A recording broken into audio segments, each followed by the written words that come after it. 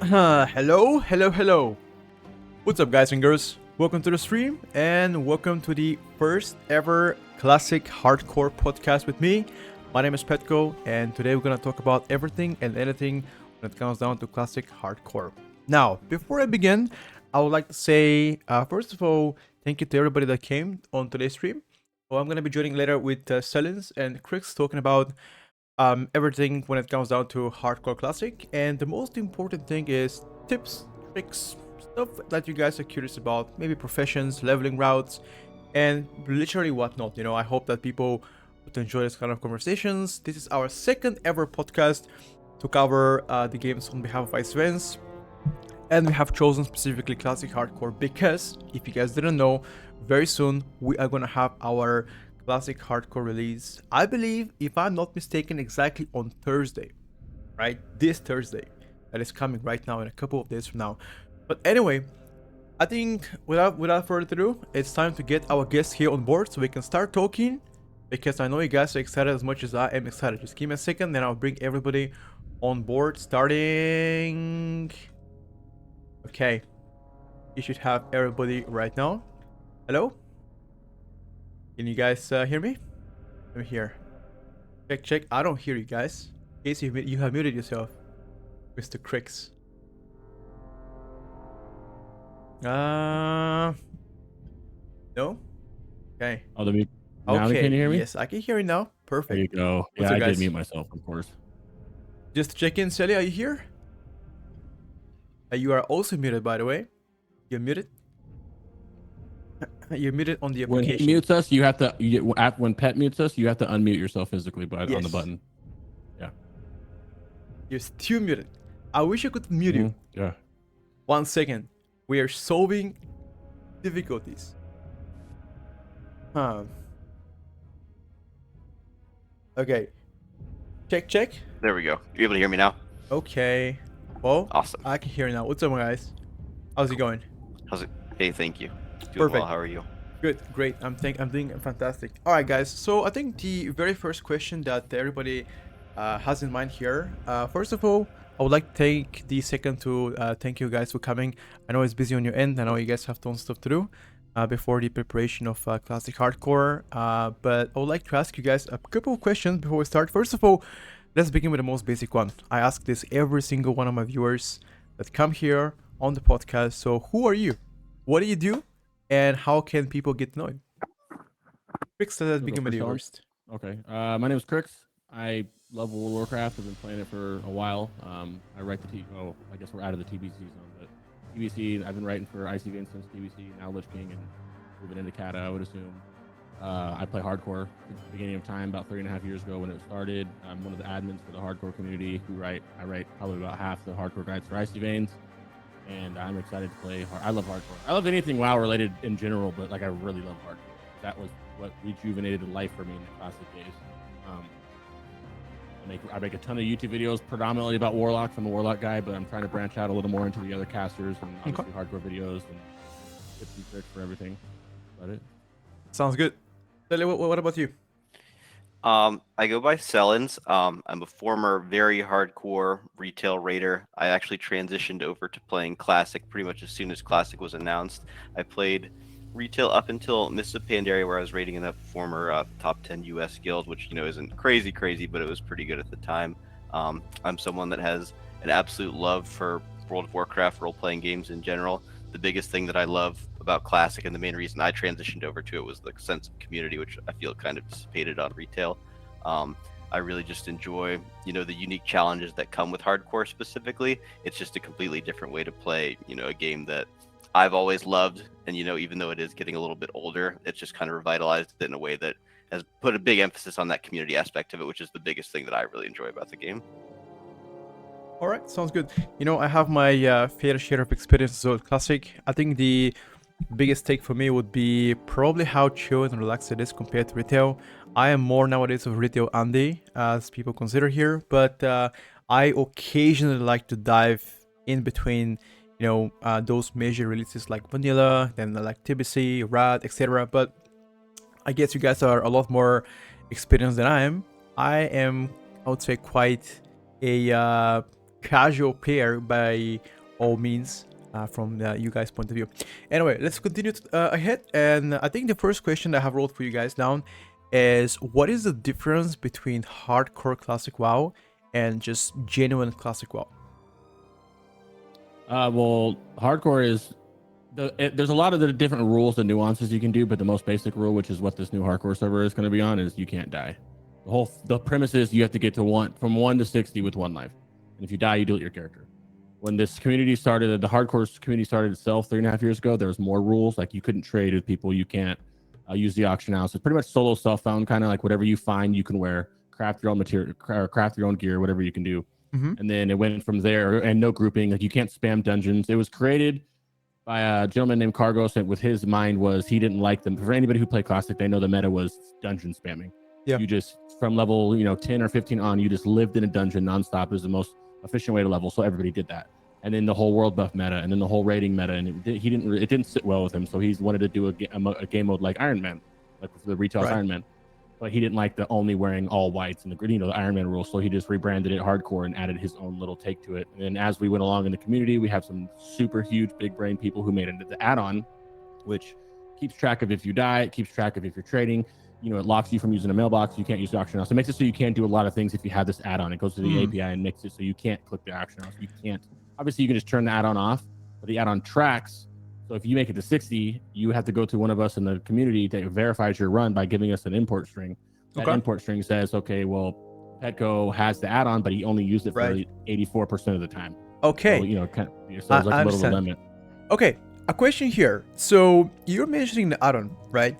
So how is that going to work on the actual hardcore classic? Is there going to be an add-on? Yeah, so we're working on the add-on right now for the people that still want to use it, because when the official came out, and whether you're everyone's forward against it, everybody has their own beliefs. The server gives you 1 life, and that's it. You can trade on the server, you can use the auction house, you can group of people, you can do a dungeon once a day, 24-hour lockout, you can do all these other things.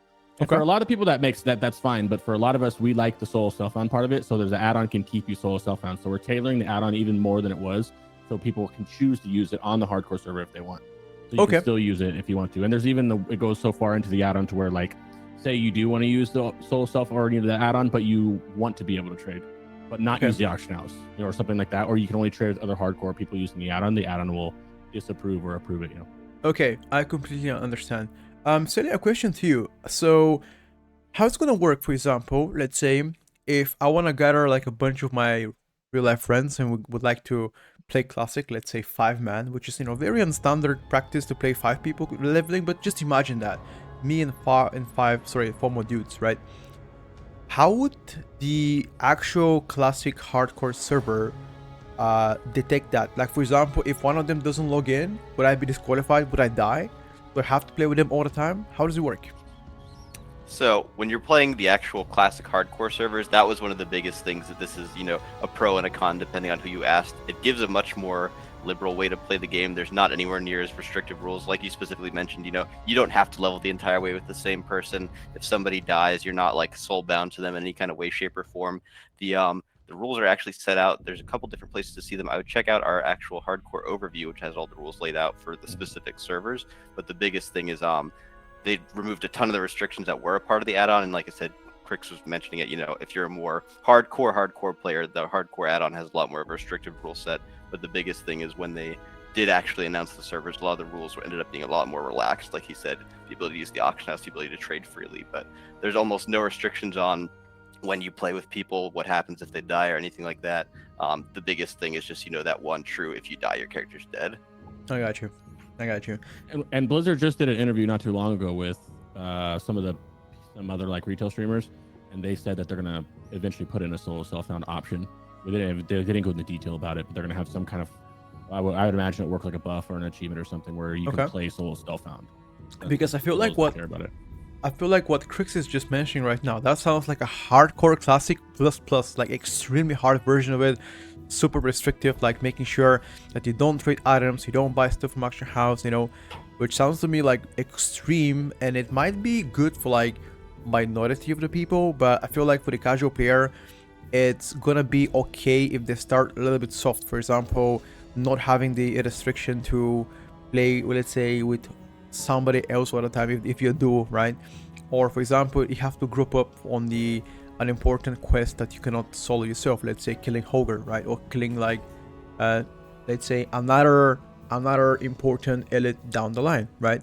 And I feel like the add-on limits to that unless you are teaming up with other members that have the add-on. That's the only way you can kill the elite, right? Or you can try to solo it yourself, I guess, depending on your class. I guess some of them quite unfortunate for this kind of events. That's what I think. Some of the problem with solo self-found is the people, like you have the hunters and the warlocks and the mages and the priests who can solo like everything, pretty much. And then you have the people who are playing warriors and paladins and all these other classes that aren't that good at soloing things. And you have those of us playing the good soloables being like, we don't need the group of people. Then you have the people who can't do it, like, I wish I could group of people, and it it makes a little conflict. Yeah, I wish they'd make it like retail, where like me and Selinz are not in a group, and he attacks Hogger, and then I attack it, and then we both get credit for it. I really wish they would just. I don't know why they didn't do that, especially because they moved to the retail API. So I don't know why that would have been so nice. Yeah, and piggybacking on all that, that's one of the things that I really do look forward to about the classic hardcore server is there's a kind of range of difficulties that you can play it at. Like you said, if you're going to do like the hardcore plus as you're describing, which is like the add-on rule set or that, or somewhere in between, it just opens it up to a lot more, people for varying levels of, seriousness, like you were saying. So like you're a more casual player that just wants to kind of log on and mess around with friends, or like you said, if you have like a true like specific rule set you like to abide by. That's what I really liked about them, having a more generous rule set. Just to answer one question, I currently have a level 14 warrior in hardcore. I've been wondering what is the difference between the hardcore that I'm playing right now and the hardcore coming on August 24th. We pretty much answered this question a few minutes ago, but just to summarize, there is going to be almost no changes. The only thing that you should be aware of is on the official classic hardcore servers, you're going to be a lot more liberal towards doing stuff. While if you choose to have the add-on, which a lot of people have it right now when playing hardcore classic, you will have the similar rules. Nothing will be changing for yourself unless you choose not to have the add-on. In that case, a lot of rules in the add-on will not be implemented. For example, using action house, trading items with no other people that don't have the add-on, etc. So it's ultimately up to you how would you like to play the game. I would say my personal take on this: go with the flow. Whatever you see, for example, if everybody's using the add-on, then do it. If you see people not using the add-on, then don't use it. I would personally go for the add-on because it sounds a little bit more extreme, which I like the extra difficulties because it adds another challenge. Although it's going to take me probably a while until I reach level 60. It's the difference of being able to, like, you're level 14, go to the auction house right now and buy BOEs and a weapon and potions and like bandages for you, or cloth for your bandages, versus on the server you're playing now, you can't do any of that. You're just solo self-found. Where's my cloth on this? You're farming mobs to get the linen to make your wand or whatever else. I got you. All right. Well, I think that pretty much answers all the questions. Now, I think one of the few questions that I've had on Reddit, and I've been trying to save it for you guys. And this is a kind of a wild topic, but what do you guys think is the easiest and the hardest class to level on the hardcore servers? You go first. Okay. Objectively, there's a lot of research on this. Objectively, mage and hunter are the two easiest classes.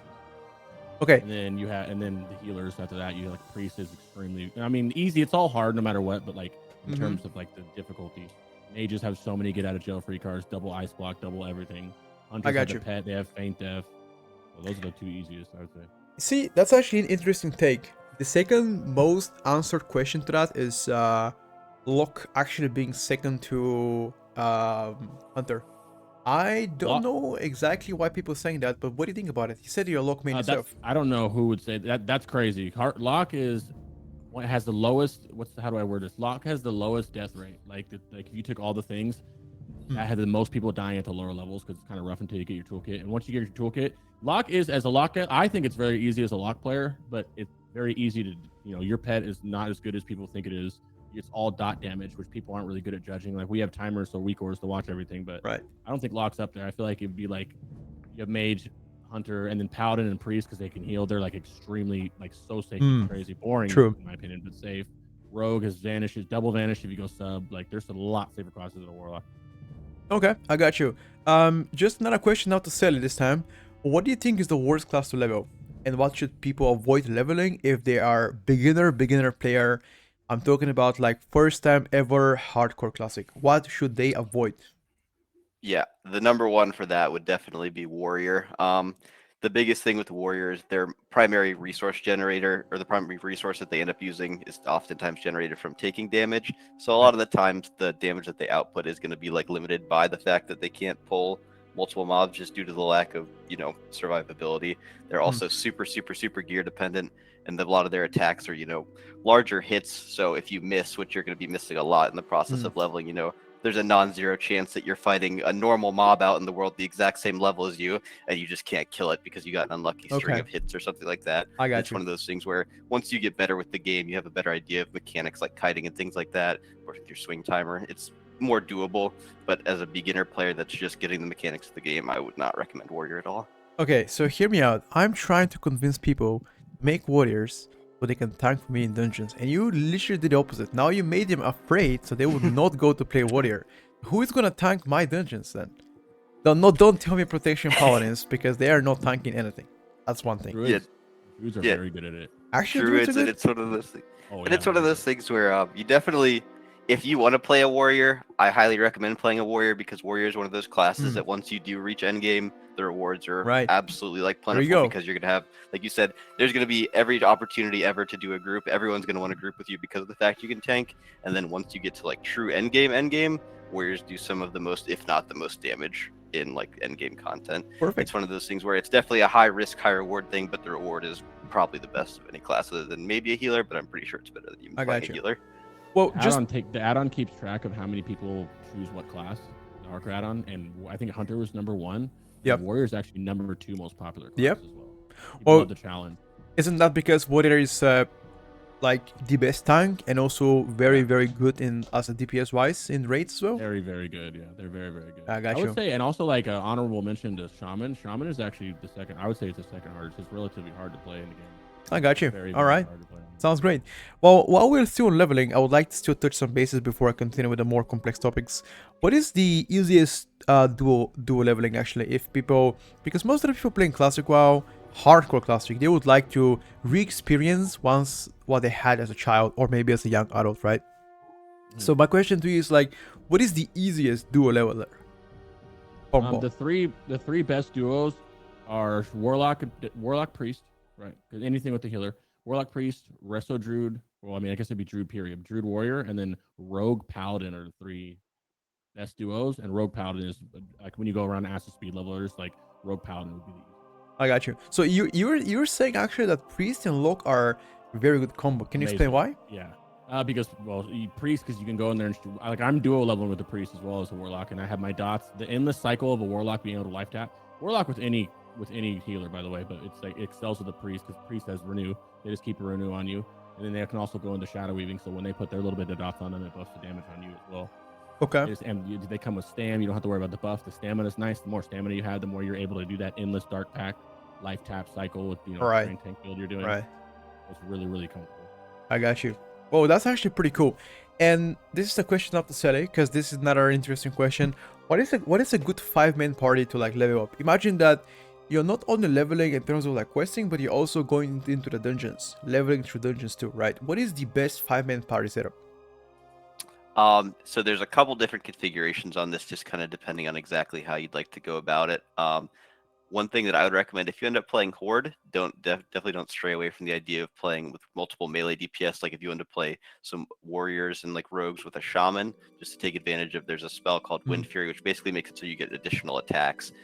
If you're playing Alliance, it's more fun, I think, in my opinion, to go more kind of like a spell cleave group where you have mages and warlocks with one tank, typically a warrior and then a healer of some kind, like a paladin or a priest.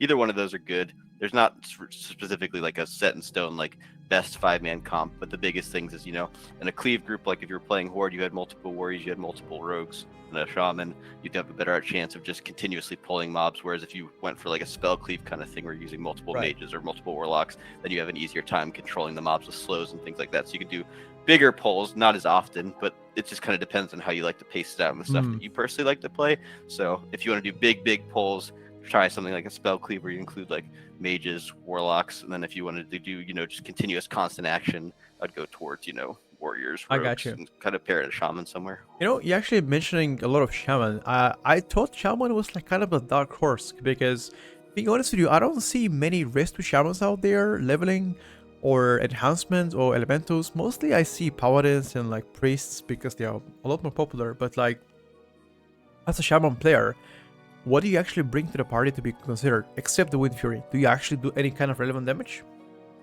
So it just kind of depends on what role you're playing. Enhanced and Elemental are both, unfortunately, not the strongest in Classic. They're definitely playable, but it's not the best. Resto's definitely going to be your bread and butter, kind of like Crix was hitting on earlier. It's one of those things where there's a lot that goes into, maximizing your output as a shaman, whereas like a paladin, it's simpler. You keep up your buff, you put up a seal, you hit, versus shaman, it's like you're constantly dropping totems, you're constantly dismissing totems, you know what I mean? There's just a lot more that goes into it. I think it's just as good. It's a matter of just kind of the effort into reward. I think that kind of deters a lot of people.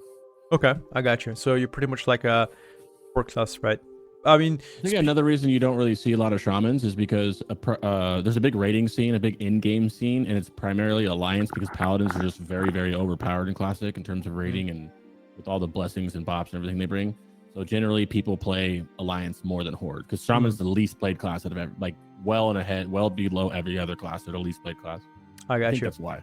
I got you. Well, that makes a lot of sense. Just to touch some bases, talking about like dead classes, I think the community considers something like Shadow Priest, Balance Reed, the quote-unquote dead classes. Now, Retribution Paladin is a lot more played because most of the Paladins that level are choosing to go Retri because they can still do some damage while also healing your teammate. But what do you guys think about Balance Reeds and Shadow Priests? I think so on the server they're removing the debuff limits, so there's no more debuff or buff limits. So that helps out both of those classes. It helps out Shadow Priest a lot because Mind Flay is considered a dot. They now can put more dots up and not have to worry about having a limit on them. But they just don't bring a ton of damage. You always have your one Shadow Priest in there, but you're not bringing because they have Shadow Weaving, so you're definitely going to bring one. But the Boomy doesn't look that good, and especially in Classic, I feel bad for them because you wouldn't even bring one. I don't think it's going to get much better. It looks a little bit better for the dot classes, like a Shadow Priest, so you're kind of okay bringing them. You're still bringing your one, but nothing outside of that. So you're saying that there's no reason people to try out the end game as a balance read / Pharaoh because the probability of them being picked up in rating is very slim. Yeah, I think you definitely can. I think it's going to be hard, slim pickings, even finding people. It's hard getting to 60. The challenge is getting to 60, right? I think it was like 94% of the people don't make it to 60. Wow. So after that, then you have to worry about rating, which is a whole, like, as someone who's rating it, it's a whole different thing. It's a whole process of rating and getting ready for even doing the farm groups for your gear to be able to live in Molten Core, let alone BWL, Nax, AQ, or anything like that. I got you. I think you definitely can as a Boomy, but just know that if something happens, you need to be resto. You need to be able to swap. You need to be able to play. You catch gear for all of it. If you have a big motto for Classic is if you have a heal button, you're a healer. And it just helps a lot, especially in something like the hardcore challenge, where it's like you can never have too much healing. It doesn't matter. The overhealing doesn't matter because you guys aren't parsing. You're not worried about parsing. You don't care about Warcraft logs. You're there to survive the raid. Right. No, I mean, I think that makes a lot of sense, especially, I think, this is something that I will find very weird, and I'm going to tell you exactly what. And I've been asked a lot of people that, but I hope, I guess, to see your point of view. So whenever I join a classic, let's say, dungeon, imagine I'm level, 30, and I join Gnomrigan, right? I'll run with some kind of a party, don't matter. As a healer, and I'm not talking about me, I don't like healing as much, I'm more of a DPSer, but as a healers, the difference between retail and classic is in retail, every single healer has some sort of relevant DPS contribution. In classic, that is 0.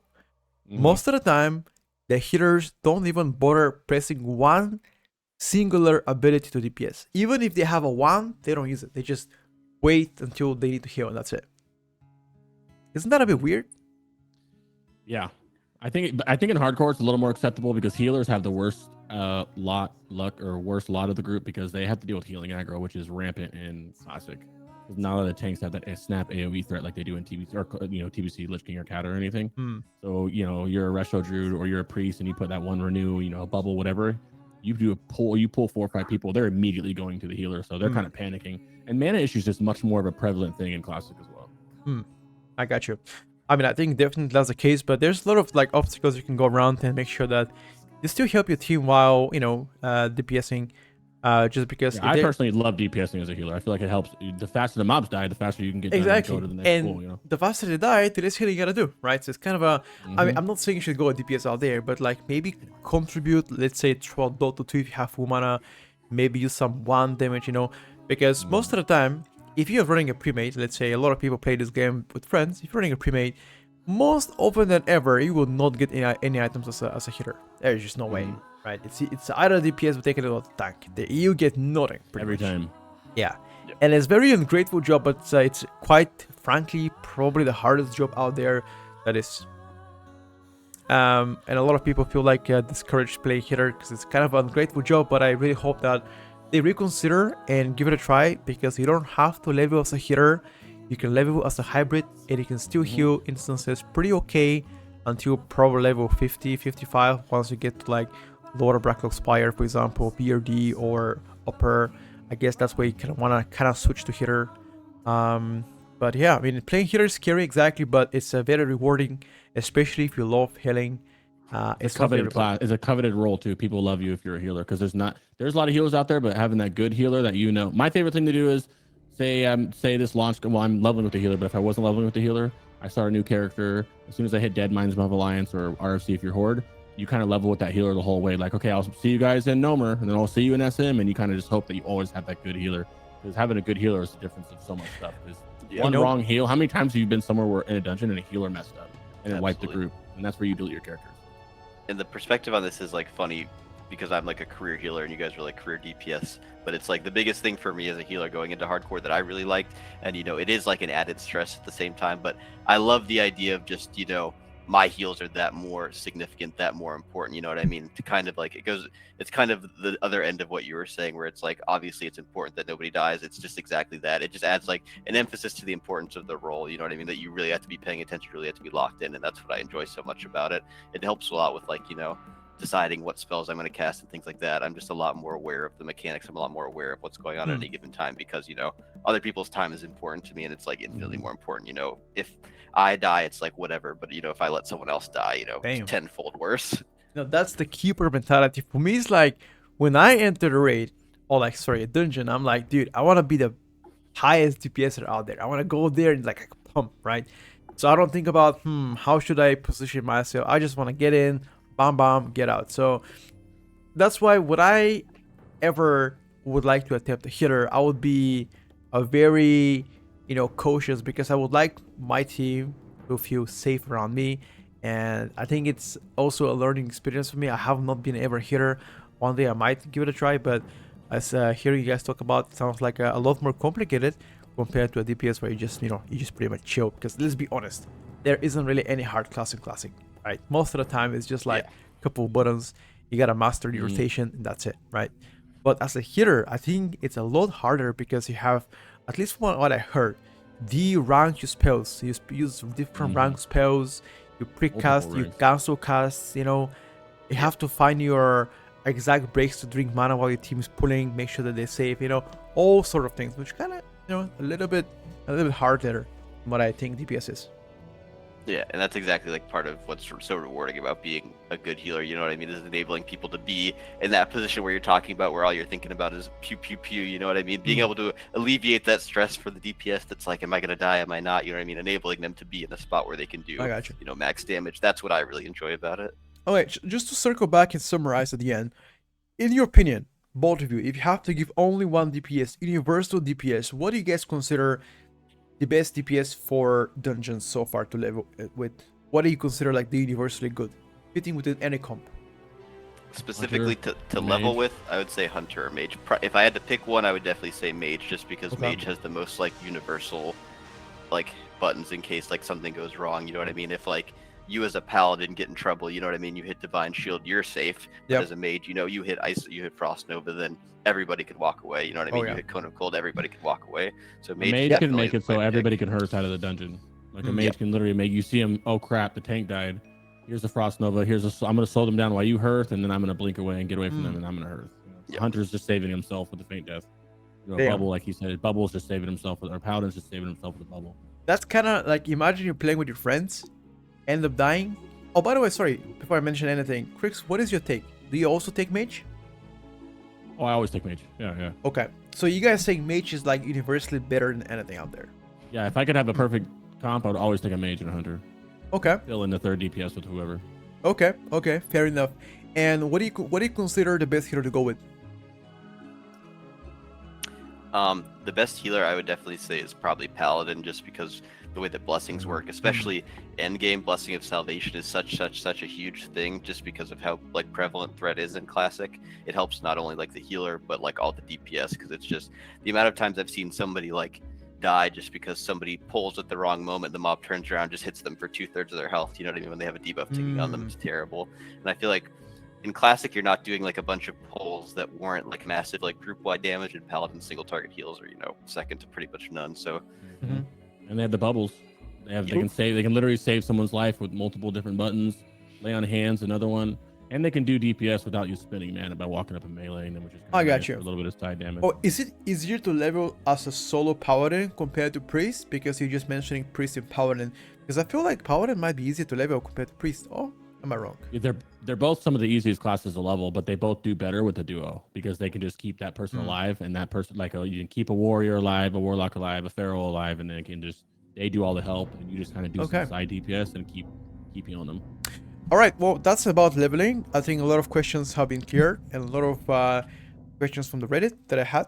So let's go over and talk about professions, because that's also another very, very important aspect when it comes down to actually leveling. Because everybody's going to ask right now, what are the best professions to level?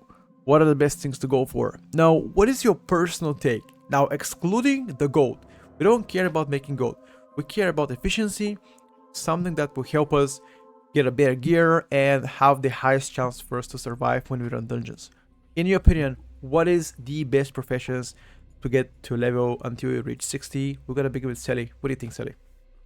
I definitely think it's going to be herbalism and alchemy, just due to the nature of like elixirs and potions.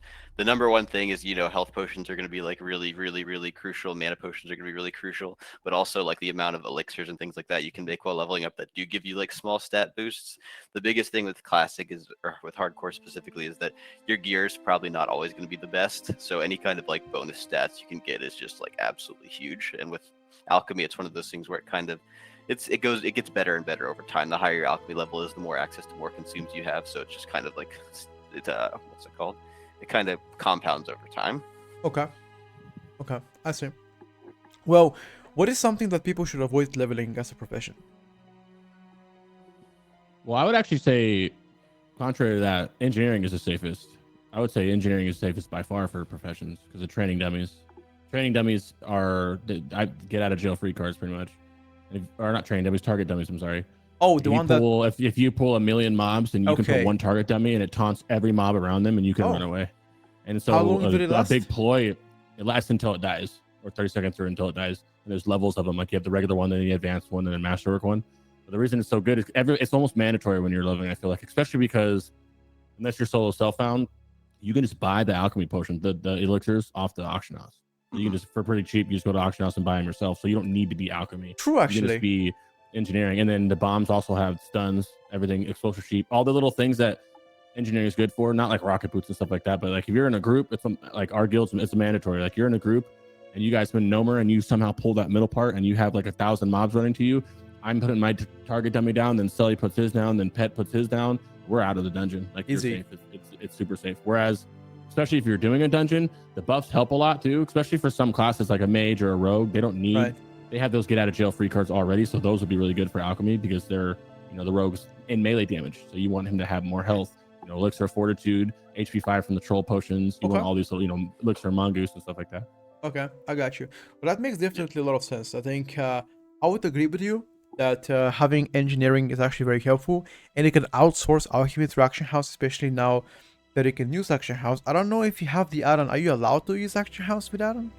If you're solo self-found, you're not going to be able to use the add-on. I mean, the auction house. That's when you would, depending on your class, is right. Like what class you are. Some would take, you know, druid, mage, rogue. They would take herb, alch, whereas everybody else would pretty much take, you know, you want an engineering. Okay. Well, what about this? What about if you're, let's say you are a male class or later, let's say you're rogue or you're hunter, you're like druid, feral druid. What about going skinning slash leatherworking? If you are plate, you can go blacksmith. If you are a clothy, you can go tailoring. What do you think about that one? All the crafting professions aren't that good in the game. They're not. You can make some gear with you, like a warlock can make plus shadow damage gear at some point, or hit gear down the road. But usually the professions that have like blacksmithing, leatherworking, it's not that good. However, skinning is a great profession for everybody, especially if you're solo stuff. Largely, it's good if you're not too, because you can skin everything. And a lot of people are racing at first, and nobody's skinning, so you can make it's the best thing to do. Like on my road to hit 60, it was the best thing I did because I needed my mount, and you don't usually get your mount on average until like 44 because you don't have the gold for it, right? Not obviously unless you're a warlock or a paladin, but you don't have the gold for it. So you're skinning the whole way up, and you just you're so lucrative off of it. It's ridiculous. But in terms of leatherworking, you're not really. Some people do it, and there's there's achievements on the add-on to where you can only wear profession gear. So then you would have to do stuff like that. But generally, you're not really going to do that. And also for blacksmithing, you would need mining. You need other stuff to go with it too. Oh yeah, so you're right. Like kind of balance two different things. And also like enchanting is good, but you can't do that because you need blacksmithing rods in order to be able to do enchanting.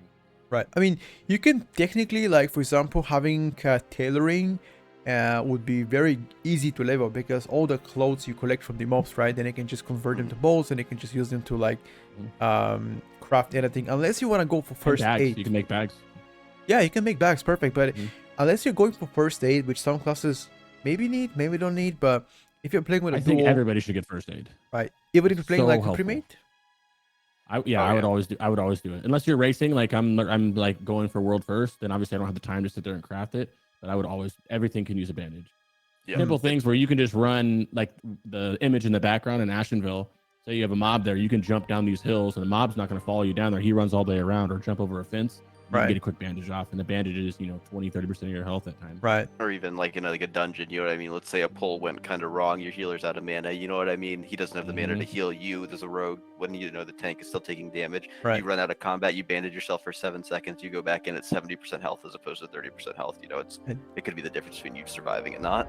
All right. Yeah, even like healers, because you can be in the open world leveling and be out of mana, and all of a sudden be like, oh crap, I'm out of mana. I'm getting hit. I have enough for one fear on my priest, and then get a bandage off. On the contrary, guys, what I just said. Do you guys know when I asked this question today? Do you know what was the third most answered answer? I guess it was fishing. People love fishing. What do you get out of fishing? People do love fishing. I can't. I can't stand fishing. Go ahead, Sel. You can go first. You definitely do get materials towards like cooking and things like that, and you can get those like odd this and that kind of thing for like scrap piles and stuff towards like blacksmithing or engineering. But I think the fishing answer, I don't know that was a meme answer, but I think that was kind of a meme answer because I feel like there's the people that love fishing, and they're gonna like ride or die for it. But I think most people don't really care. I mean, something that's cool about fishing is cooking gives you insane buffs. Like you would eat buffs before a raid, you get insane stamina buffs, you can get all types of buffs, and you can level entirely all your cooking from fishing. So you don't have to go look for wolf meat. You can just literally fish, and then you have all the stuff for cooking. But you can also, there's like fishing challenges because you can find gear, those little puddles, and you can find some good gear in there. Or like a lot, like what's a good example is sometimes for engineering, you need leather, right? To make like a certain hat or something. How am I going to get leather as a mining and engineer? You go fish, which will have medium leather in it, which makes it so you can, people love fishing.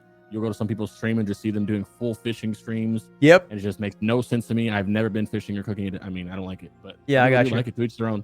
I think the biggest spot to fish, at least from what I have read so far, is around the Ratchet area people were mentioning, and also around Booty Bay. There's a lot of circles there with items that you can cover, and I've seen my fair share of like actual fishing rounds. But I guess there's also some kind of challenges in Dragonthorn Valley, specifically in Booty Bay area, where people compete about catching the biggest fish. Again, that's kind of like not my expertise, role playing I call it, but anybody has their likings, I'd say. Whatever makes people have fun playing the game, as long as they're playing the game, it's a fun thing. But yeah, people, you're not kidding. People love fishing, and a lot of people do it. Okay. But it is mainly to fuel the cooking, because the cooking gives you insane buffs. Cooking is a good thing to suggest, but I just can't. Okay. Just one more question now, just to finish off the professions. If you, let's say, are ready to hit level 60, imagine you're surviving until level 60, right? What would you say are the professions to go for just to make sure you get the best gear out of it? It's Kind of like he was saying earlier, engineering is just the default, even at level 60, just because of all those tools that he had mentioned. It's one of those things where there are like a lot of like strong crafted pieces, but just the difference between the stats and the best crafted piece you can get versus the best like dungeon or raid drop is just insignificant compared to like all the benefits you're going to get with engineering. Specifically, like you said, like the target dummies are just absolutely crucial in like end games, especially 5-mans. Mhm. Yeah. Mhm. Coordinator sappers help a lot too. I think if you're a mage, if you're playing in game seriously as a mage and a warlock, you'd go tailoring because they have bloodfine set. Mhm. And that's like a big thing. I know, like when I hit 60, it's all Nax is open right now on the hardcore server. Not right now, but when it launches, all the raids are Right. open.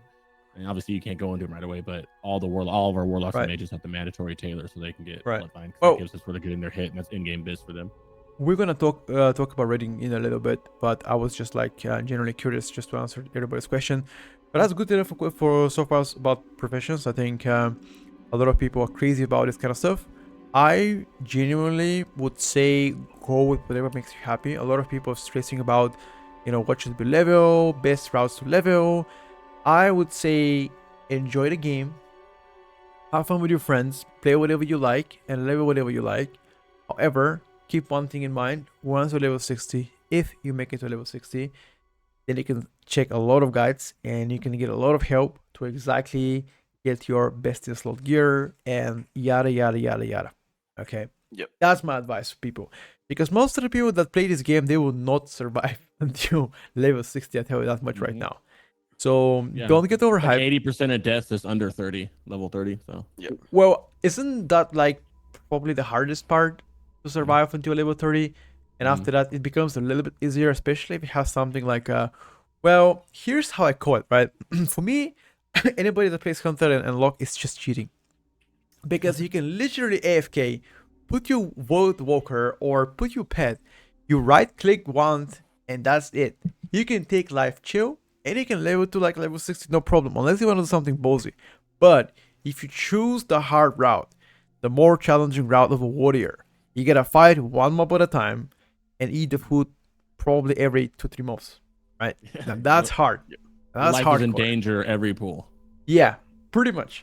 And to be honest with you, a lot of clips that I've seen through popular streamers, they always die as a warrior when they play warrior, unless they go super, super, super like cautious about it.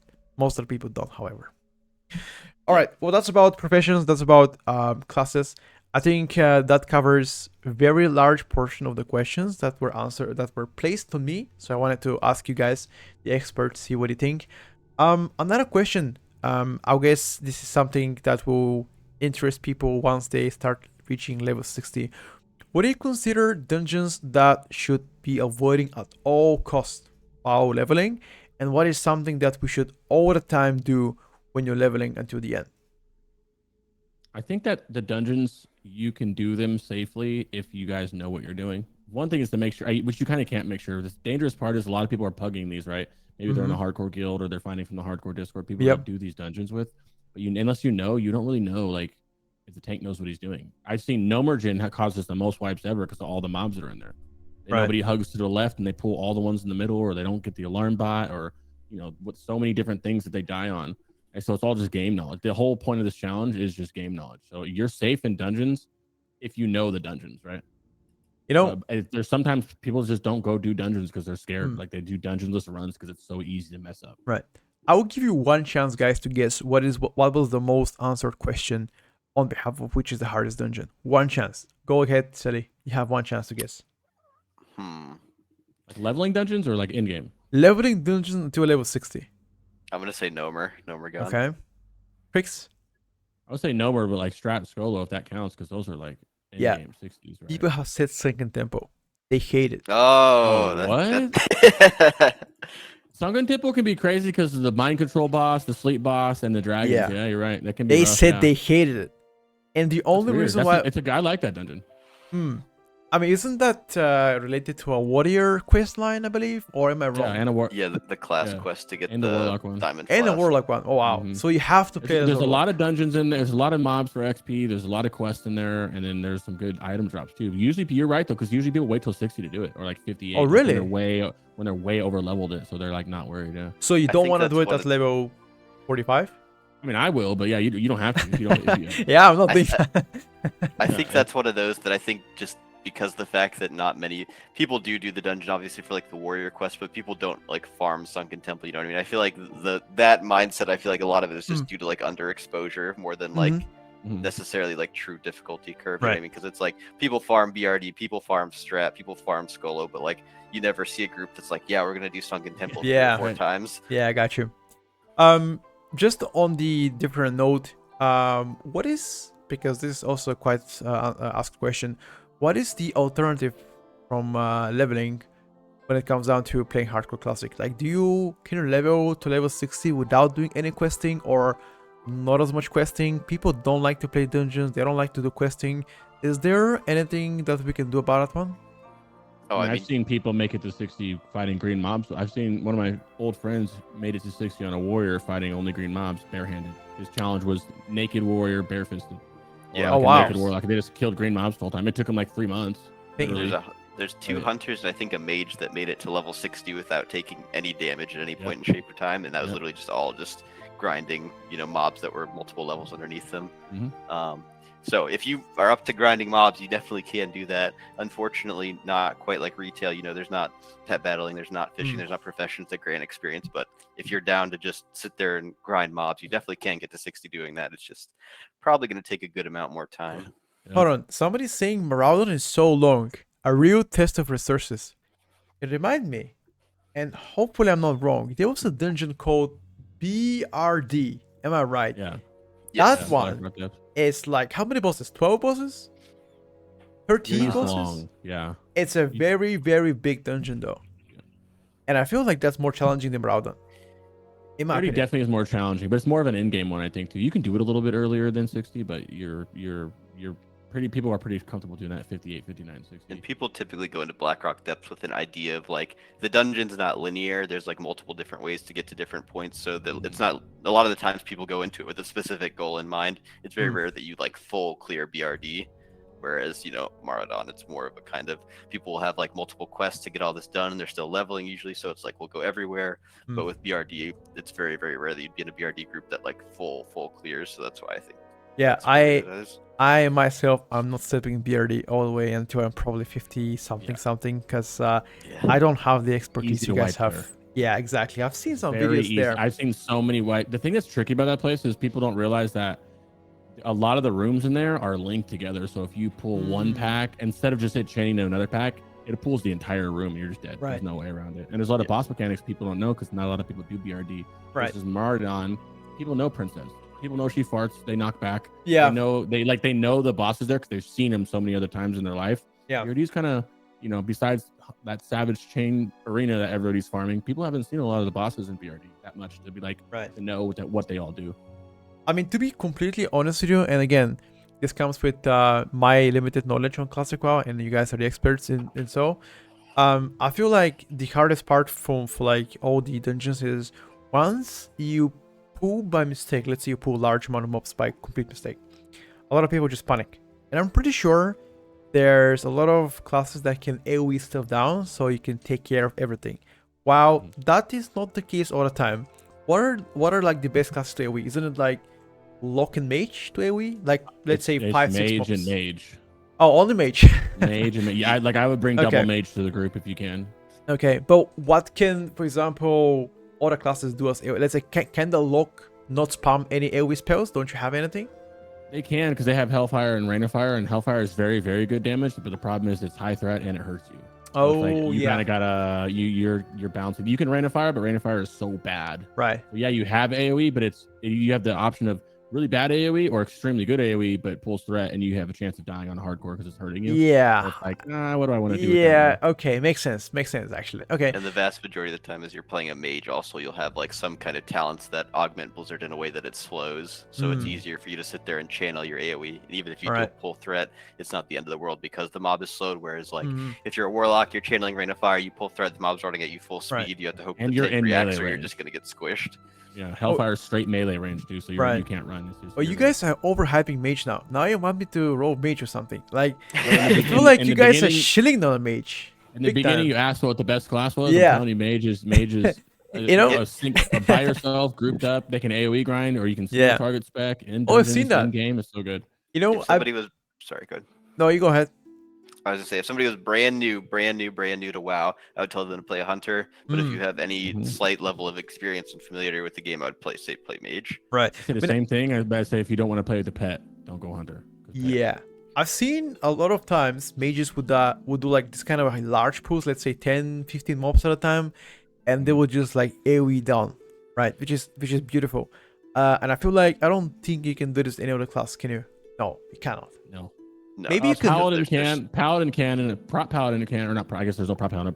Paladin can do a Right. very good AOE grinding at some point. Cargos was doing Mm. that for a while, but it's nowhere near the mage. I mean, Like Tommy Salami is the best speedrunner in the world, I would say, and he just 2 days ago finished a full 1 to 60 AOE grinding on a mage in like 50 hours. right, it's Like some insane. 55 hours or something crazy like that. It was Yeah. Mage oftentimes the only limit is how many mobs there are, Hmm. whereas paladin, there's a limit of what you can realistically survive. But Mhm. mage, it's literally just whatever you can pull. I remember when I used to try hard classic WoW. That was like a long time ago. I'm an old man now. It was like 5 years ago. I used to record myself 1 to 10 level 90 of hunter area, and I felt like often enough a lot of people would just not go for mage. They would go, for example, with something like a hunter and a lock. However, once people realized that they could just go down in AoE stuff, they decided to experiment a lot more. And I think Joker, there was like one of the few first people that actually started to like do this kind of AoE grinds, at least publicly on stream. And then people have found the strategy of like farming dungeons over and over and over again with like a double or triple mage with holy paladin and a warrior, which I really hope, and actually I don't hope, I know that's not gonna be the case because they have a lockout. You cannot farm dungeons over and over and over again, which is the good thing. All right, now that we have this knocked out of the way, I think one of the few questions left for you guys are gonna be, first thing, let's talk about endgame rating. Now, imagine you make it to 60. You're out of the 10% that makes it to 60. Wow, you are an amazing player. Now, what do? What is the first step you should do once you get to level 60? Rix, your turn. That depends if you want to do in-game stuff, or you kind of. A lot of people just start a new character because they want alts. They want to. That was a good. Overwhelming majority of hardcore players, they do this for the leveling challenge. You have the minority, like the 1 to 2% people that like the rating in the in-game stuff, and if that's you, it's just basically trying to find a smart prebus to be able to get into the raids, because there are people raiding, and they'll take pretty much anybody who's 60 if you have the right stuff. And by smart prebus, I mean you're not going to get your normal prebus that you'd go look up Google or ICVanes in this example and go look at your prebus, because it's hard to farm some of that. It's like a really, really safe, high stamina prebus stuff, prebus items. You just get that, and then finesse your way into the guild and just grind with them until they need you to come in there. Okay, so now correct me if I'm wrong. You said at the beginning that even Nax is open. So that means every single raid is open, correct? Yep. So Yes, do you start with like the easier ones, let's say Onyxia, Molten Core, or do you just straight up jump to BWL? Well, a lot. It's harder to BWL. Right? Well, you can't do. You need cloaks and stuff like that to make it through BWL a lot of the times too. So you're gonna start doing. You do the same progression order you would, but you're just farming a lot. Like I'm in Guild Frontier, we're going for World First for all the raids, and we have a whole plan of doing all Oni, MC into BWL for as long as we can, farming all day long, every day, being able to go to AQ, and eventually NAC long run, right? It's just a race to see, who's ballsy enough to go into Nax. Yeah, under geared for everyone, which you can be under geared. The raid, this, especially coming from retail. We all came from retail. It's a complete joke. The raids are a complete joke. It's so crazy. It's easy to die, yes, but if you think about it, how many times I've been in a raid where nobody died, so it's like, when are you ballsy enough to go into Nax? And I got you. It's finding that balance of like, am I willing to give up our super geared main tank? You know what I mean? Because the fact that we want to go a day early, and that's like he said, that's the biggest thing. And it's just like he said, you literally can't kill Nefarian without killing Onyxia a certain amount of times because of a mechanic that will literally kill everyone that doesn't have a specific item equipped. So it's like time gated to an extent, but then like he said, the super crazy guilds like the one he's a part of, I'm sure they'll be doing like splits of Onyxia or something like that to get as many cloaks as possible to funnel into like one group or something like that. Gotcha. Actually, this is very interesting. When I first competed for like the Water First level 60, and I was like when the classic servers came live, which was like what, 4 years ago, 5 years ago. Yeah, I think 4.5. I remember that people, well, at least we didn't reach level 60 and we still went to do MC. It was like probably on the 4th or the 5th day, and we already started to gear up for MC. We went with like half people level 60, half of them like level 57, 58 with greens, and we still managed to kill Ragnaros with like greens. So that pretty much shows if you are willing and you have an experience, I'm pretty sure you can get up to kill Molten Core and Onyxia Lair, even if you don't have the best items, which I assume a lot of people would never have the best items once you get level 60. I mean, it's about farming them, and as you guys already said yourself, it's about the rush who gets to first to clear the raids. But some people play this for their own enjoyment and because they would love to, you know, experience all the raids again with their friends, which again, fair enough. I think the hardest part here, as you guys already mentioned, is not really about the end game. End game is also hard, but it's more about getting the right gear. It's the early levels, getting out of level 10, 20, 30, right? Once you get out of this area, especially if you're alone, then it becomes easier. But until level 30, it's a dogfight, right? One mistake, you're out. Now, many classes could, for example, cheat the dead. They could like ice block, blink away. They could bubble hearthstone, paint dead or whatever. But some classes are very unfortunate. As Krix already mentioned, warrior is one of the most played class. What do you do if you pull 3 mobs at a time? What do you do, right? You cannot do anything. Dummy. You pray. Target dummy or fear and hope. Yeah. You have to be engineering, target dummy, and hope that you live. Exactly. You pray and you gotta run away, or you gotta be, you know, some kind of a miracle Leroy Jenkins pulling sword out of his back and hoping for critical strike with recklessness, you know. But then again, everybody chooses how to play, you know, their fair of the game. Another question, guys, to you: does reputation matter on a classic? Is there anything that we should be aware of when leveling? Not reputation, no, not while you're leveling. Okay. If I would say when you play a character, even me, who's like, I plan on making it 60, you never know. I've died at like 57, 58, like multiple times. You never know. I would say don't play planning what you're doing at 60. Just play the game. Just get to 60 first. You have everybody going. A good example is Human Warrior is best in slot for raiding, right? Right. Gnome Warrior is best for leveling because of Escape Artist. Oh yeah. So many things slow you, root you, snare you, and then you're dead. You can't get away. Net you. So many things. You run away. Oh crap! I'm killing this. I'm a warrior and I'm 1v1ing something. Right. And he gets low health and he runs away. Pulls 2 more mobs. You're like, oh shit! You turn around and you run away, and then you get netted, and then you get clapped out, and then you die. Yep. Right? But they all because I wanted warrior because I wanted this damage when I hit 60, but you just died at 34, 23, and right. red ridge to the netters. Like, you know what I mean? So you play to survive the game. That's one thing people do is it's not about parsing. This is not about how much damage you're doing. You need to get 260 before you can even think about doing the dungeons. And I know people are listening, or they know about the hardcore. They're like, oh, this is going to be easy. I can easily level without dying. You never know. Because the thing about this server that's very different is it's not the same as it was in vanilla or classic or even seasons of mastery. Now it's way different. I'm telling you now from testing all these, I have so many test runs, so many mobs out in this hardcore realm itself, not classic, just a hardcore realm, dynamic respawn, spawns that you wouldn't know hyper spawn now. People like, we're like, oh crap, I just killed these mobs and they spawn 2 seconds later. Oh yeah. And I'm swarm next, I'm surrounded by 5 people and they're gonna aggro to me. Oh yeah. You didn't know that they respawn like that, So it's very, very different. Speaking about ratios, what is the best like races to roll? Let's say either Horde or Alliance. Except for the Gnome. I know Gnome already is good. Like for example, let's say you wanna play a rogue. Like what is generally like dwarf, the best? By far, Alliance dwarf. You think so? I made it 60 on a rogue, dwarf, because Stoneform saved my life multiple times. That gets so your get out of jail free card. You pretty much unless you die before you get vanish, right? Is vanish, right? And then if you're sub, you get double vanish, or you can just wait. You can vanish and wait 5 minutes for the cooldown. Now the only thing that can mess that vanish up, it doesn't resist, but you can batch it. So if I'm 1v1ing a melee mob, and I'm just vanish, he can swing and hit me through my vanish, right? If I don't do it in time. So you always gouge or get like, a couple feet of room and then you vanish. It'll never mess up that way. Right. However, if you have a dot, a bleed, a poison on you, you're screwed. And Stoneform doesn't get the dot off you, but there's not a lot of magical debuffs you need to worry about. But there's a ton of bleeds, more poisons than I could ever explain to you how many poisons are in the open world. And it'll tick you right out of your vanish. You're not going to be able to vanish and you're going to die. So Stoneform has saved me. And not even that, but Stoneform also is 10% damage reduction as well. Right. Yeah, Oh, the it's amount of like like a double. diseases that are in the game that are just so like unbelievably annoying. Like there's one in Unguro, I'm pretty sure it's like 40% like attack speed slow or something Yup. insane like that. Like it's Damn. just Movement and slow it's like diseases. it's a 30-minute debuff with like a 40. It's just it's absurd.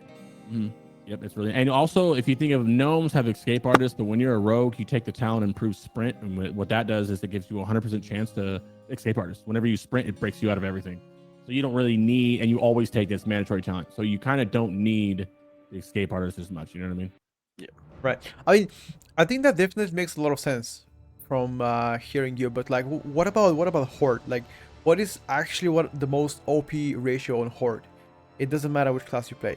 Like, regardless, what would you go for Horde wise? A lot of people will say like, go ahead, you can go first, Silly. Oh, you're gonna say. I was gonna say it kind of depends exactly what you're playing, but Troll and Orc are just both so good. It depends on exactly what you're playing. If you're gonna play a class where you know you're gonna be sitting there taking like direct damage, Troll's really strong because the way Berserking functions, it makes you do more damage, or it increases your attack speed essentially the lower health you are. So you hit that when you're below 50%, you get a big boost. You're also regenerating health in combat as a Troll. Right. But then at the same time, Orc has so nice. Orc has super crazy bonuses. If you have a pet, they do extra pet damage. Their on use is really strong. But the biggest catch-22 in Classic is like Blood Fury also gives you a debuff. The Orc racial Blood Fury that gives you bonus attack damage gives you a debuff that makes it so you get healed less. So it's kind of a catch-22. Troll's definitely safer, but I would say Orc is, if you're absolutely trying to pump, Orc's the play. But if you're just trying to get to 60, I would say Troll. Yeah, I'd agree. A lot of people say undead because of World of Forsaken. Exactly. But to be honest, there's not a lot of, when you're leveling, there's not a lot of fearing happening. I think maybe like 3 or 4 times the whole time you're leveling, you'll fight mobs that can fear you.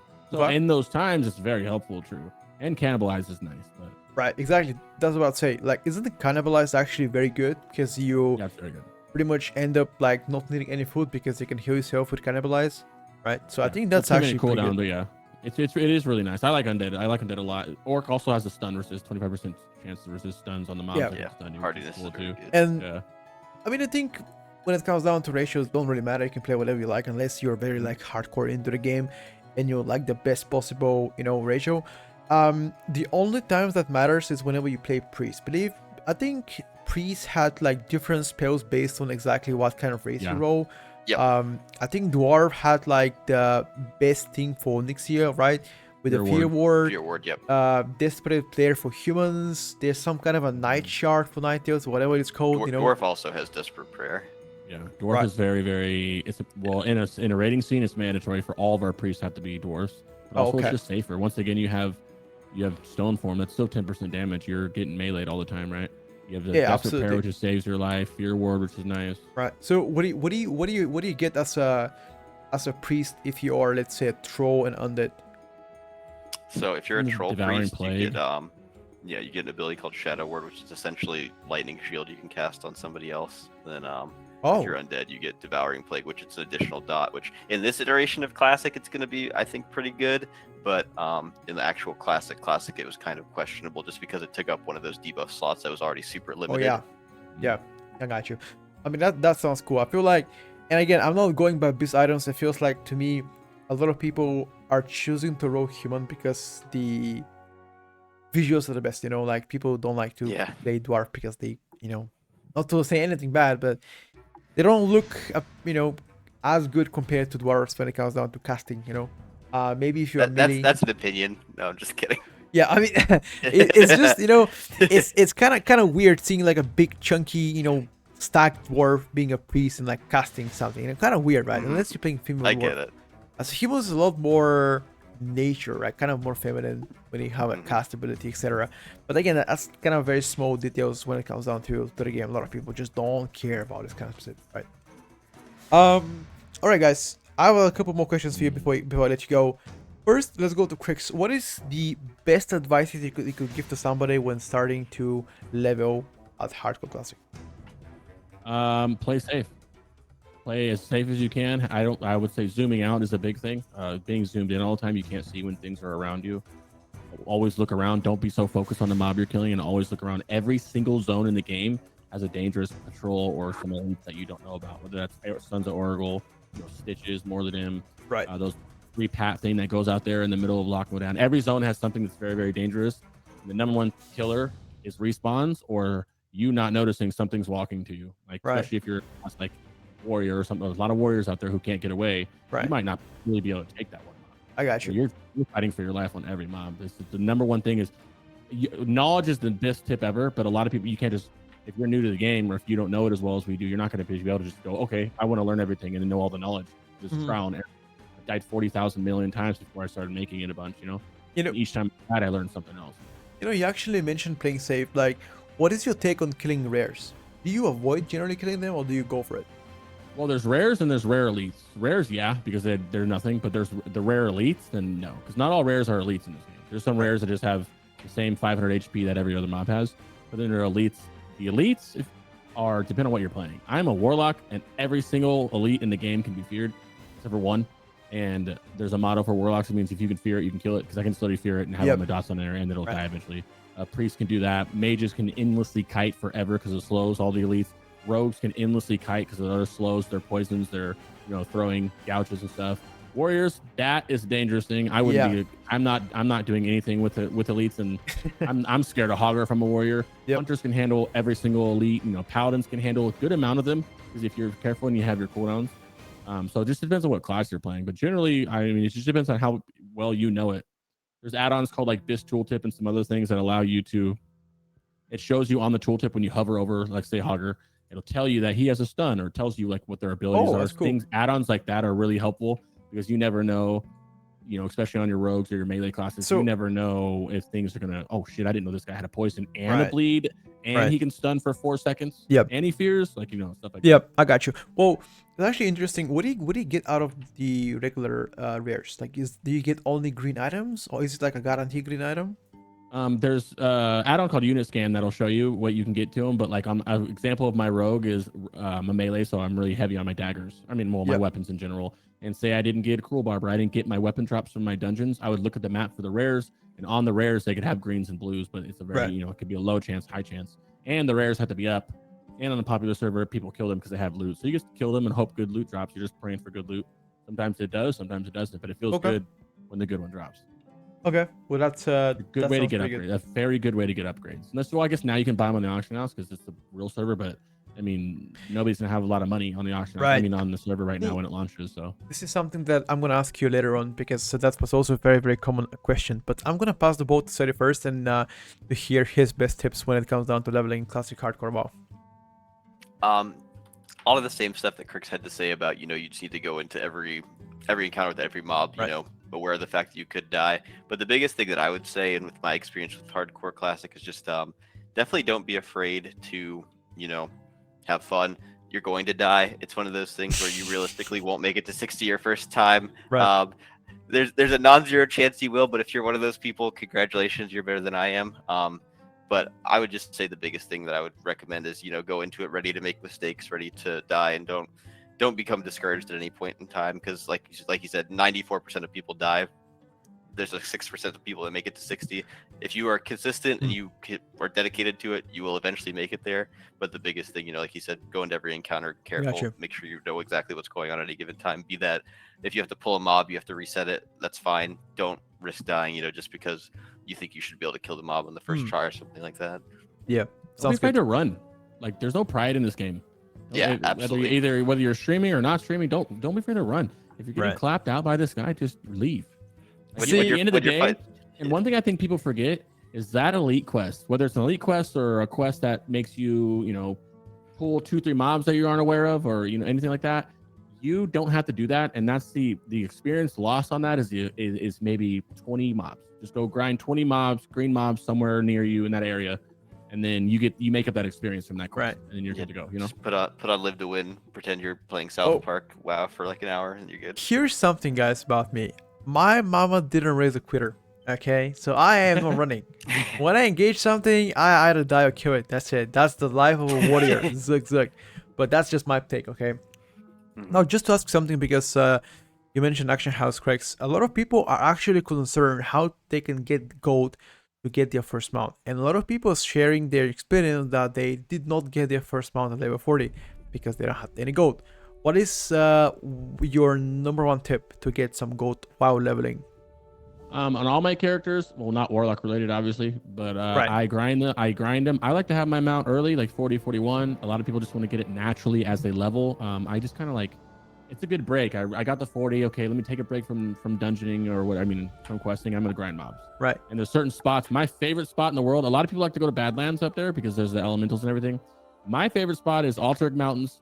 If you look at the Alternate Mountains map, it's that little snowy zone. There's a vendor. There's a cave, and there's actually a vendor inside the cage, outside the cave, and you can just sit there and hard farm all of these ogres forever. And maybe if you're a rogue, it's perfect because you can pickpocket them. But if you're not a rogue, it's still worth. You can kill all of them, and you don't have to worry about. The big thing about farming mobs is you have to stop doing it because your bags are full and go sell. You just sell right there. Oh So yeah. I sit there for hours on it until I get my mount money. Easy. And I think it's always worth it. It's the best. In my opinion, it's the best. Not a lot of people are out there. It's an endless spawn of orcs that you can go in this huge circle that lead into the mountains. There's elites, so careful about the elites, but you'll see them.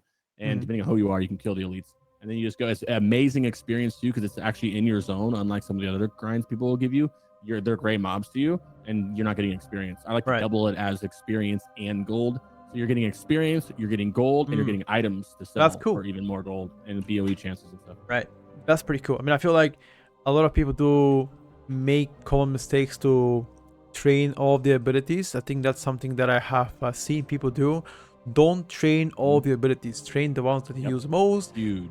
And avoid the ones that you don't want to level, don't want to use, because you need a gold for the mount. If you have no gold for the mount, I'm pretty sure that's gonna make the run from 40 to 60 a lot slower, especially when you have to run across the continent or continents, right? Especially when you go a lot harder. So make sure you get your mount. Be conservative with the gold. Don't go YOLO and train every single spell out there. And at last, from at least my point of view, I personally like to have skinning. When I skin the mobs, I get some gold and I can sell it to Luxury House or just vendor it, which I'll still make some quick buck out there. However, again, and I assume most of the people here not, if you are like really into like speed running, then skinning will slow it down a little bit, but if you don't mind that, then go for skinning. Most of the mobs you're gonna fight are gonna be beasts, so you can just skin off them. And the ones that are not beasts, not a lot of people skin. There's a lot of skinners, but you're gonna see a lot of bodies on the ground that are just untouched, and you can just get all that skinning stuff. Like if you want money early game for bags and stuff, go get skinning and go sit in that first cave that every starting zone has, and just sit there and just watch. You can just skin all day long. You can skin, and you're gonna make a lot of money off of it. Right. Well, guys, last question before I let you go. What do you guys think the WoW is going forward to? Because I feel like after this WoW Hardcore Classic, like what is the next one? Where is the Classic community going forward with? Well, we have Hardcore coming up here, and then we're gonna have ICC for the Lich King fans. We'll have ICC PTR here in a few weeks after that, and then ICC will launch a month or so after that, and then after that we'll move into Kata, and then I think they'll go as far. I know they're doing Kata. I think they'll go as far as MOP. I don't think they'll move into WAD though, because WAD was objectively not everyone's favorite. So we have ICC on the horizon, and then Kata, and here for it all. I love it. So you're saying the Kata will come up likely in the next couple of months / a year. So let's say next year. I think early. Yeah, exactly. Yeah. Okay. I would say next year. Yeah. Did the developers share how long do they want to do that? Because realistically, I feel like they can do it until infinite, right? Because you can go Panda, you can go Draenor, you can go Legion. And I feel like, where is the end to that? Where do you believe they will stop doing it so?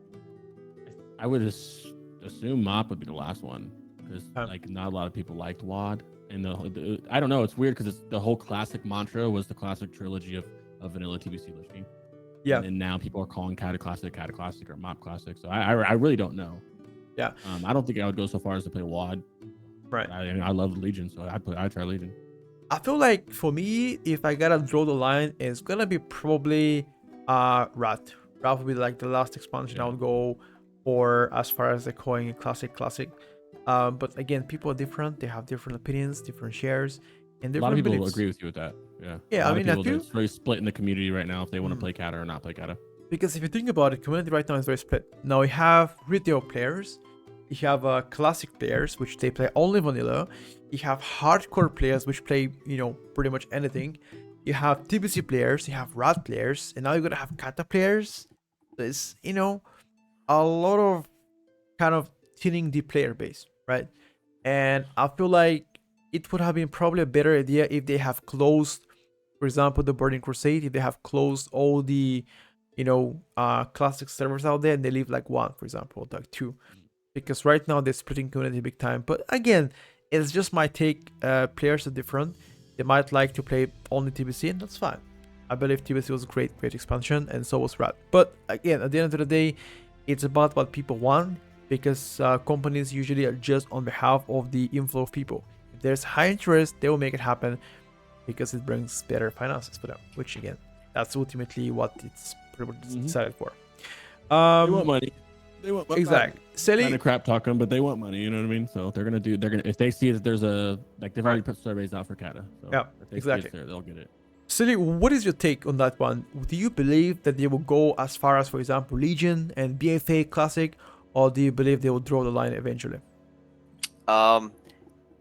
It's one of those things where I feel like, as Kirk said, I think Cat is already kind of like a foregone conclusion, and I also think, as far as what you said, I think there will come a point where they just kind of, if the community interest is there, they'll continue going. I feel like the absolute farthest that would possibly go is MOP, because I feel like Mists of Pandaria, in my mind, and this is a very like biased take, because my peak of WoW, the peak of my WoW experience was during Mists of Pandaria. I feel like the sentiment from Mists of Pandaria onward has gotten a lot more like tumultuous, whereas I think objectively a lot of people agree Wrath was a good expansion, Mists of Pandaria was a good expansion, but once you get into that like Warlords of Draenor, Shadowlands kind of area, there's less of a consensus opinion of like, I'd really like to go back and play that again. Right. And I don't know if that's just because it's so recent.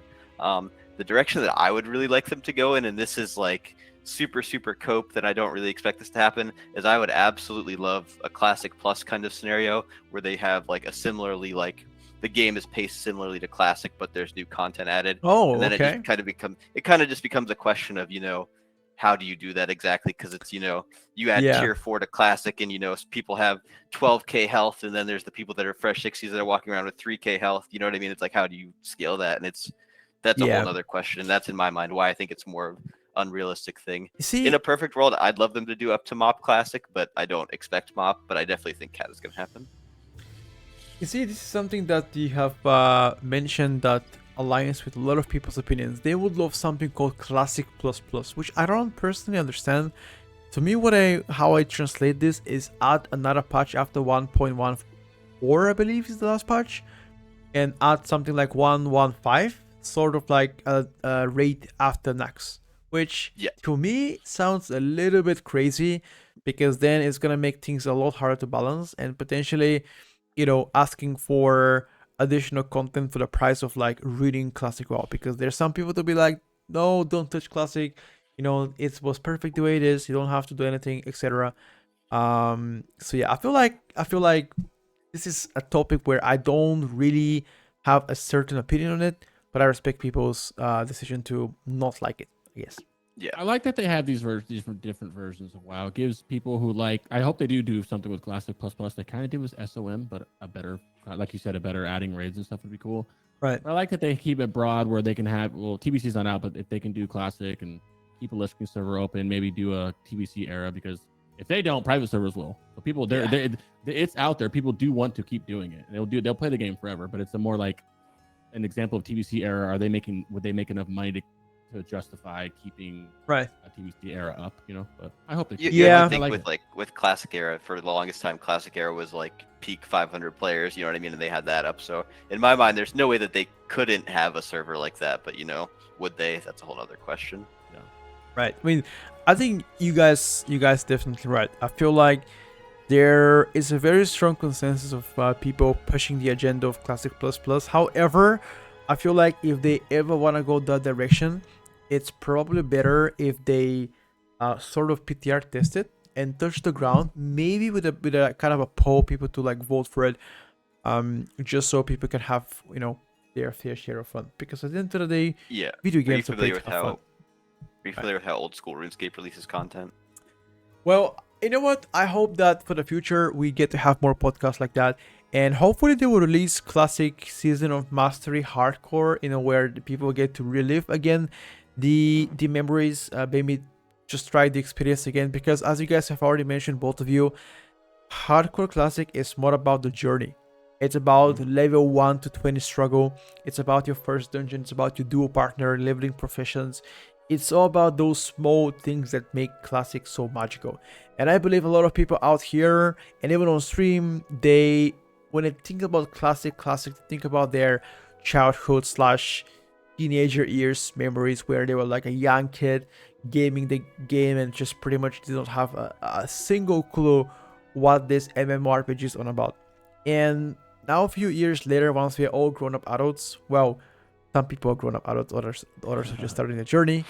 I feel like it's the case of just reliving the experience. So I feel like if they do something like that, might ruin your memories with the child. That's the other Totally fair. argument. But I guess at the end of the day, I hope that they will do something like that very soon, maybe next year, maybe the year after. And as I already mentioned on Crick's topic, I hope they stop until Kata. At best, mob, but that's really the end of it. And then what happens after mob, I have no clue. Hopefully we all reunite to retail so you guys can play with me. But if not, I will be happy one day to see you guys on the servers. Because as you guys already mentioned, you're going to be competing for the World First 60 and doing the raids and doing everything. Once again, boys and girls, if you would like to check both of them, Crick's on Twitch, Crick's Vibes. He does all of our ice events, classic section for a lot of topics. Sally here as well. They cover various topics of all kind of stuff, from leveling to classes to raiding to dungeons. You name it, they have it pretty much. Any final words for our viewers today, guys? Thank you guys so much for everybody that came out, and thank you for hosting this. And I had a lot of fun. I really enjoyed this whole process. Perfect. Cricks? I love this. Thanks for having us. This is fun, and make sure you guys have fun. Enjoy the journey, like you said. There's a lot of guides on the internet. Look at Ice Veins to find them all, and we'll guide you to victory. Just enjoy the road. If you die, go again. That's the mantra. We go again. Well, once again, thank you for you guys joining, and you are free to go. Have fun, and I'll see you on these servers whenever I see you guys. Bye bye for now. Thank you for joining us. Cool. GG's. All right, chat. Well, I think today was a lot of fun. We have covered a lot of topics with Cricks and Sally. A lot of things that a lot of people have still questions in regards of like taking care of leveling routes, taking care of things like professions, knowing what to do with dungeons, what setup should they be playing, what classes to avoid, tips and tricks, and everything in between. So once again, a big shout out to Cricks and Sally for coming here on our podcast and talking about hardcore classic WoW. And for the people that are still here, ladies and gentlemen, I wish you nothing but the best in the upcoming 5 days until the classic hardcore. And I know you guys are excited as much as I am. And I will see you guys on the servers. If you're playing on Europe, hit me up. If you see pet code, please don't kill me, don't duel me, and don't grief me. Thank you very much. And I'll see you guys next time or whenever I see you. Take care of yourself. Thank you for watching, and I'll see you next time. Bye for now.